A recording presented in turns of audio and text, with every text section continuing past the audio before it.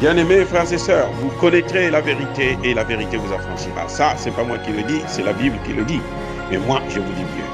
Vous connaîtrez la vérité historique, notamment celle de vos ancêtres kémites, et vous aurez une vision globale de ce que c'est que la vraie souveraineté politique. J'ajoute, vous reviendrez à la spiritualité africaine ancestrale et vous comprendrez les enjeux de l'indépendance économique.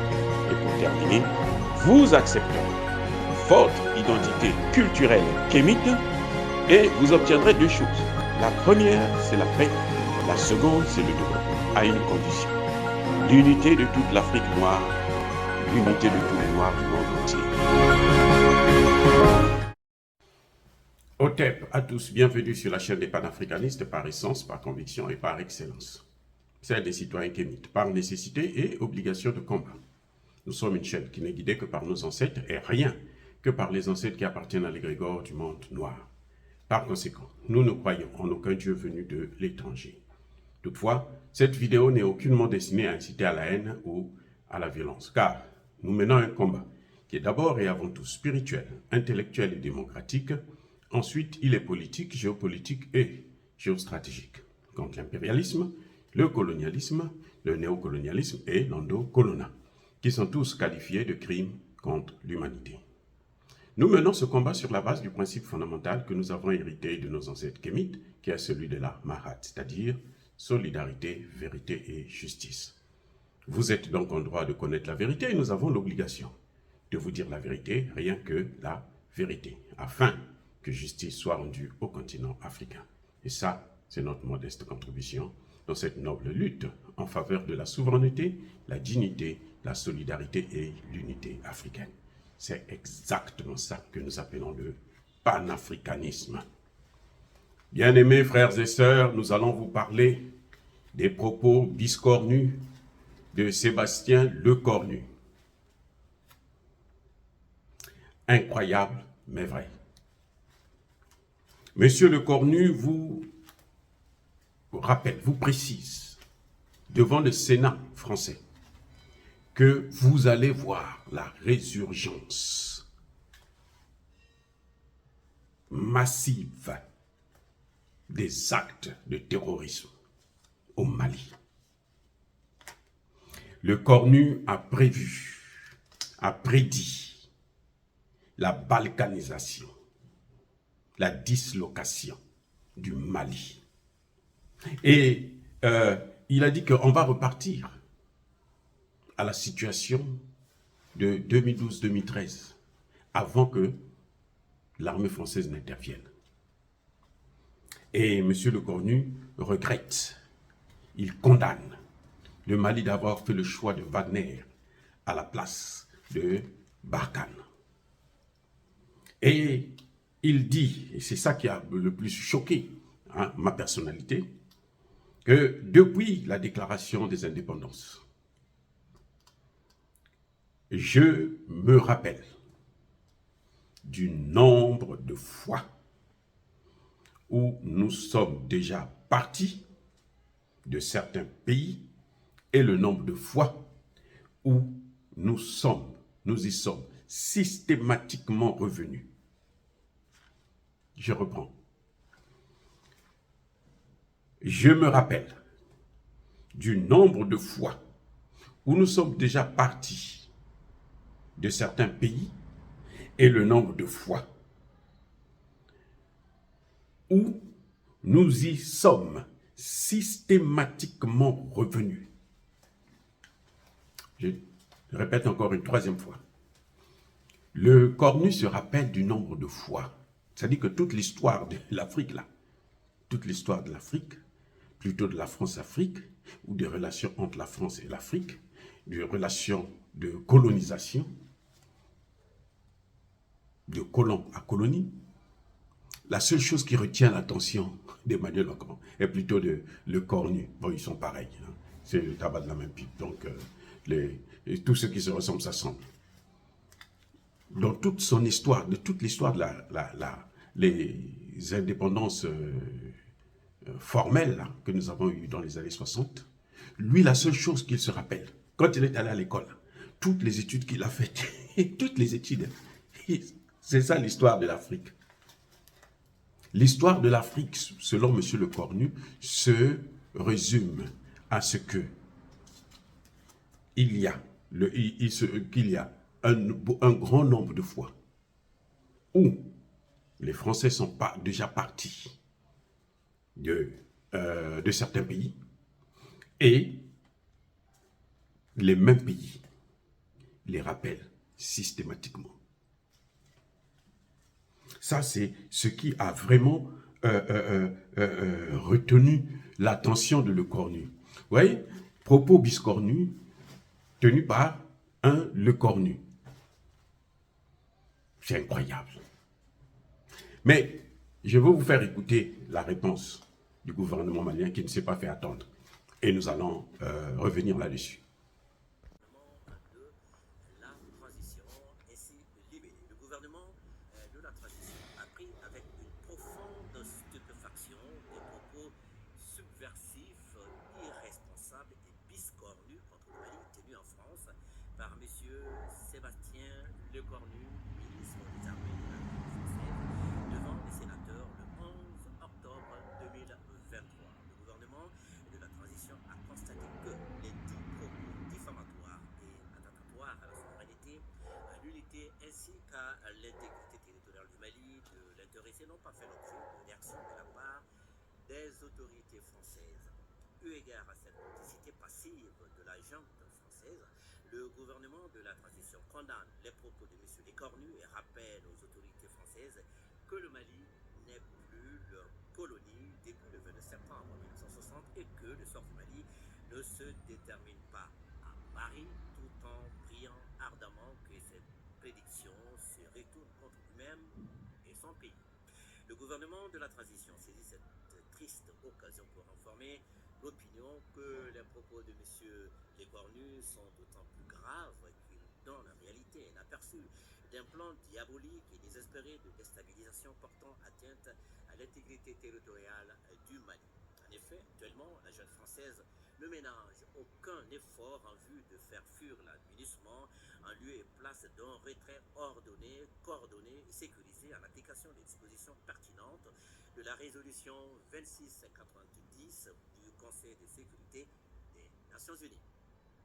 Les objectifs de cette fuite orchestrée en prétextant des raisons fallacieuses et en violation du calendrier de cessation des emprises aux autorités maliennes constituent une énième trahison dont sont victimes les forces armées de sécurité du Mali et visent à équiper les groupes terroristes en abandonnant délibérément des quantités importantes d'armes et de munitions pour réaliser leurs desseins funestes.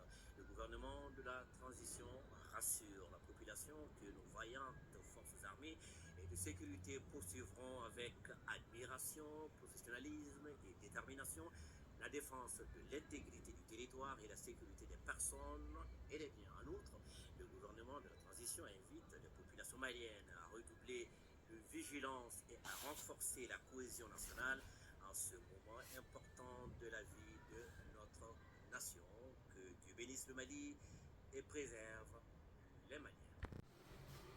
Le son n'est pas très bien, je vous présente toutes mes excuses, mais vous avez bien entendu la réponse du gouvernement malien, que nous saluons.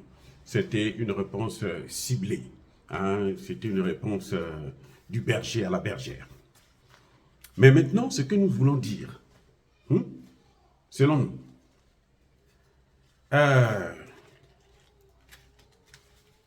pourquoi Lecornu pense qu'il va en revenir?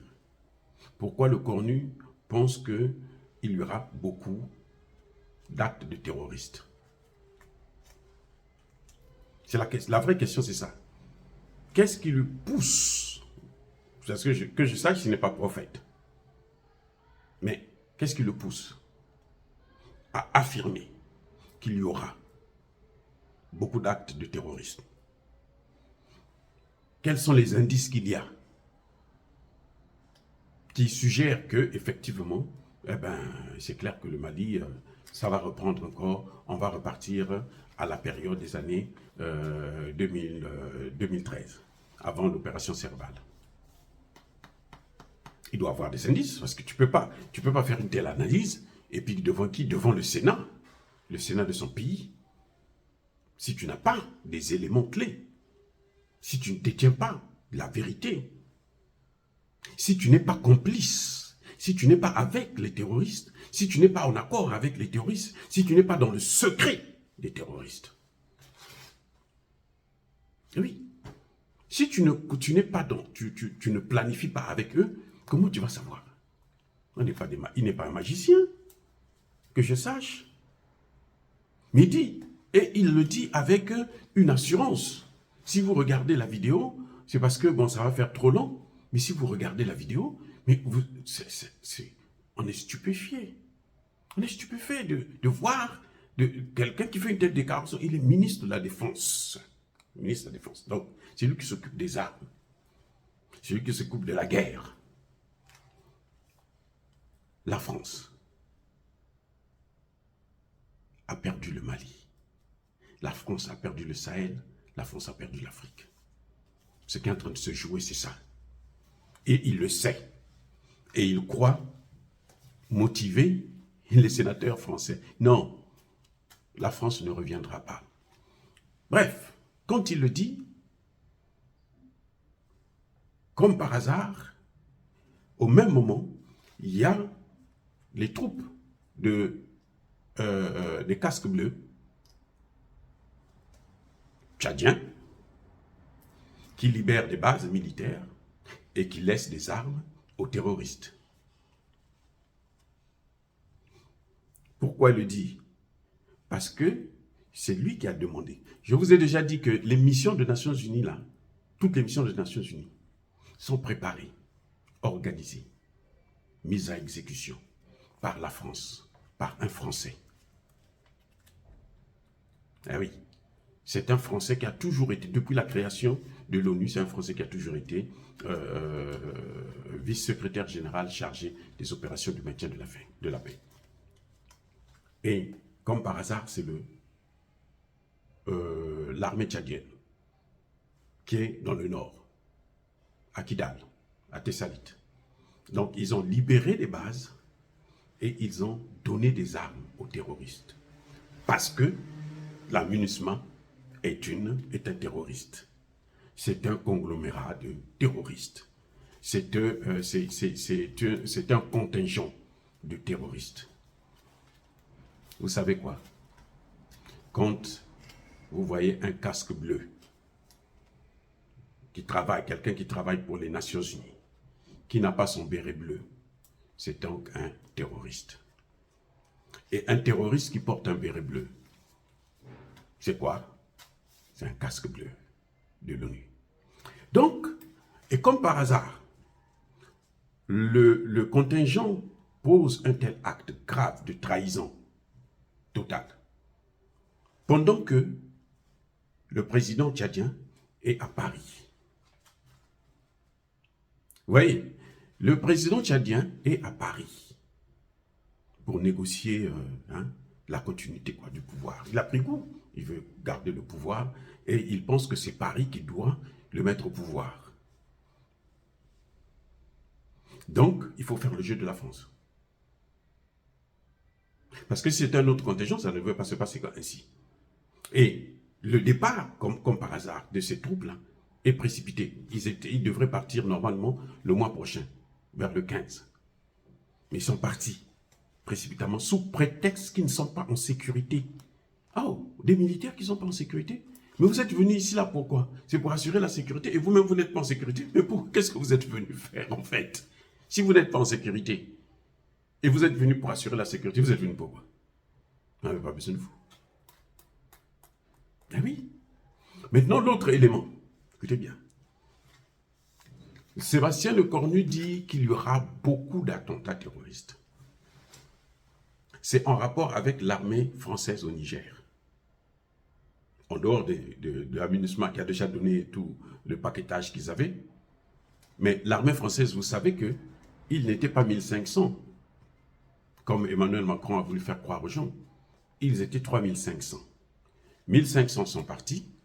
Les 2000 sont où? Mais les 2000 sont restés dans le Sahel. Probablement, actuellement, comme c'est la base même, le point, l'épicentre même du terrorisme, ils sont certainement déjà au Mali. Puisque pour la plupart, ce sont des Noirs. C'est la légion étrangère. Ce sont des Noirs. D'autres sont même Maliens. Attendez, je reprends. Ce sont des Noirs. Certains sont même Maliens. Ils parlent le Bambara, ils parlent toutes les langues, hein, le Peul et autres, ils parlent tout. Donc, vous ne pouvez pas les reconnaître.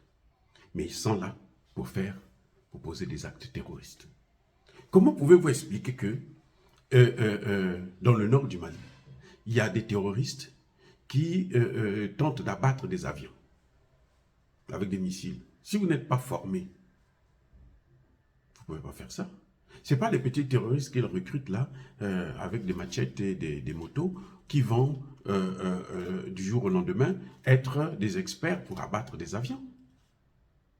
Vous ne pensez pas? C'est ça. C'est-à-dire que le Cornu n'a pas un temps de dire aux sénateurs français, ne vous inquiétez pas, nous sommes toujours au contrôle. Ce pays-là est dans nos mains. Nous allons le déstabiliser. Nous allons le diviser, le partitionner. Voilà ce que Emmanuel le Cornu est en train de dire. Il invite donc les sénateurs à se tranquilliser parce qu'il sait. Et eux, ils savent qu'ils ont des soldats qui sont là. Mais ce sont ceux-là qui vont faire le travail. Vous voyez, donc, monsieur le Cornu ne tient pas des propos au hasard. Les bases du Nord étaient tenues par des Tchadiens. Le président du Tchad est à Paris et mes excuses, les casques bleus libèrent les bases et donnent leurs armes aux terroristes.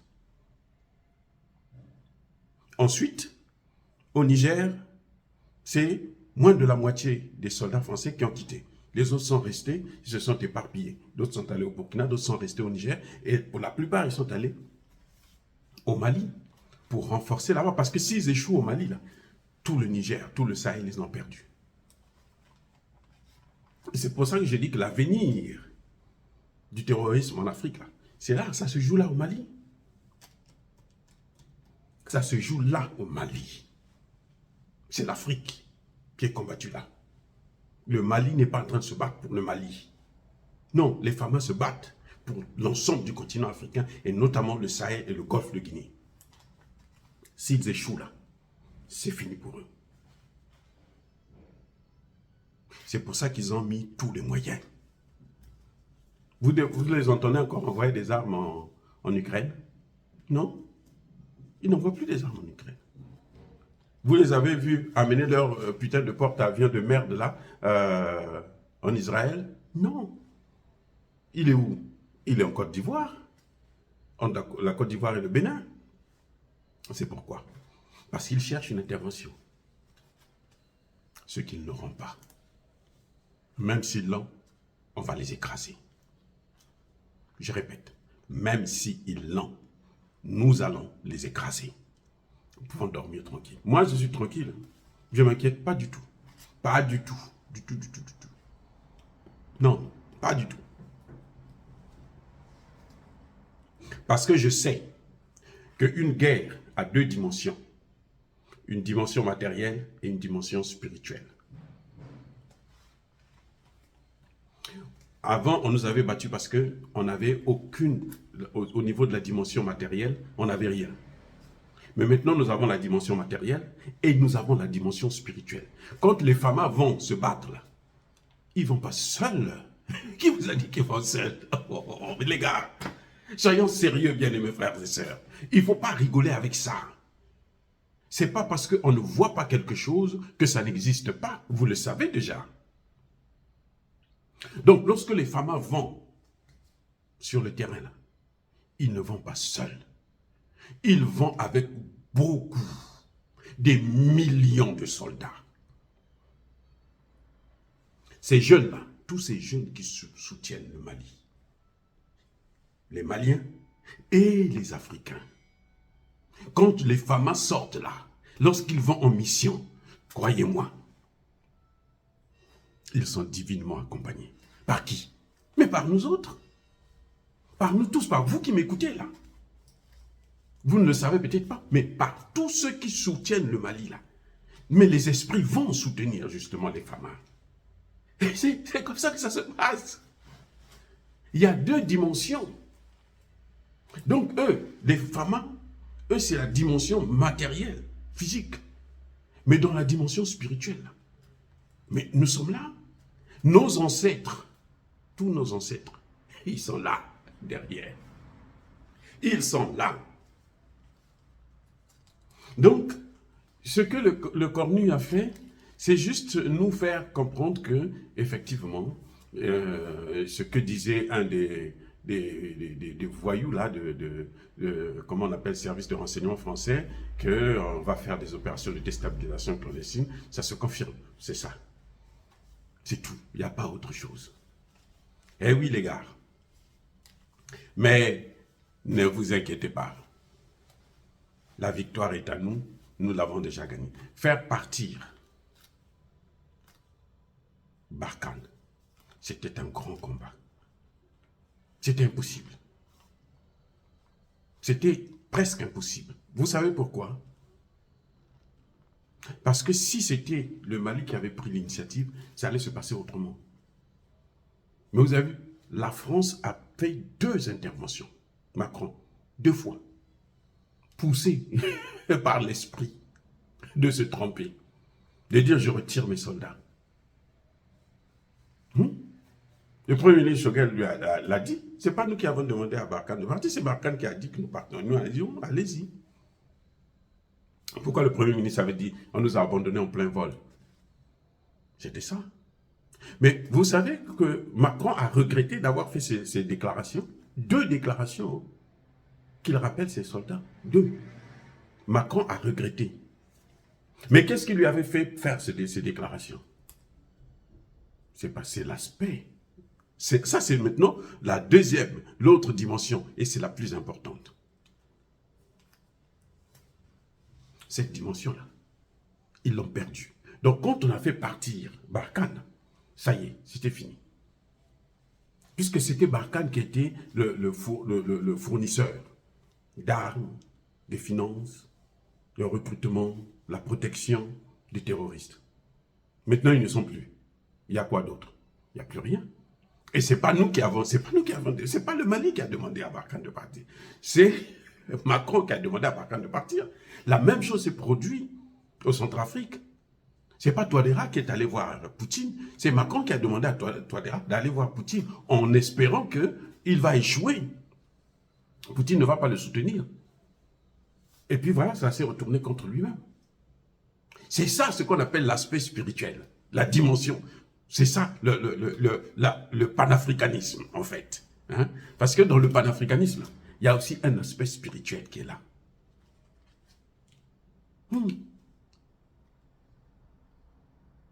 La Mahad, dans les lois de la Mahad, si vous lisez les 42 principes de la Mahad, vous allez comprendre ça. C'est Macron qui a causé lui-même la perte de la France. Nous, on n'a fait que l'accompagner. Bon, oui, chef, oui, monsieur le président, c'est bien, on y va. Et puis après, quand il se rend compte que, mais oui, il s'était trompé, c'est trop tard, il ne peut pas revenir en arrière. C'est trop tard. Vous vous souvenez lorsque Macron avait convoqué les préchefs d'État du G5 Sahel, à Pau? Là encore, c'était une erreur. Il leur a fait le chantage. Mais comme il n'avait pas des couilles pour prendre des décisions, si c'était des gens sérieux, il a dit, bon, monsieur le président, oui, retirez vos troupes. Le problème serait réglé depuis là. Mais comme c'était des larbins, des laquais, qu'est-ce qu'ils pouvaient faire? Ils ont fait ce qu'il fallait faire. Mais lorsque Macron est tombé sur Assimi Goïta, qui est soutenu par le peuple, donc qui n'est pas seul, qui ne réagit pas seul, qui réagit avec l'appui des esprits du Mali, des esprits de l'Afrique, qui se lèvent. Vous croyez quand on chante Thomas Sankara partout là, vous pensez qu'il est mort, il n'y a plus rien à faire? C'est les gens qui vous disent ça, ce sont des gens qui ne connaissent pas la spiritualité. Mais ce sont eux qui font le combat, qui mènent le combat. Sur le plan spirituel, ils sont là. Les Mariens Ngouabi, tous nos soldats là, qui ont transité, ils sont là. Vous avez les Patrice Lumumba pour les décisions politiques et tout. C'est pour ça qu'on les invoque. Bien de mes frères et sœurs, ça suffit. On va parler de ces choses-là encore la prochaine fois. Dire cela, c'est citer à la haine ou à la violence. Non, il n'y a pas colère, il y a malheur. Mais encore une fois, soyez bénis, je persiste et je signe. Soyez abondamment bénis par le Dieu des Kémites et par nos ancêtres angélisés. Mais que tous ceux qui persécutent le continent africain le pillent et le déstabilisent, qu'ils soient noirs, blancs, chinois, arabes, indiens, qui qu'ils soient punis, maudits, foudroyés, neutralisés, écrasés, effacés par le Dieu des Kémites et par nos ancêtres angélisés. Vive l'Afrique éternelle, je dis et j'assume.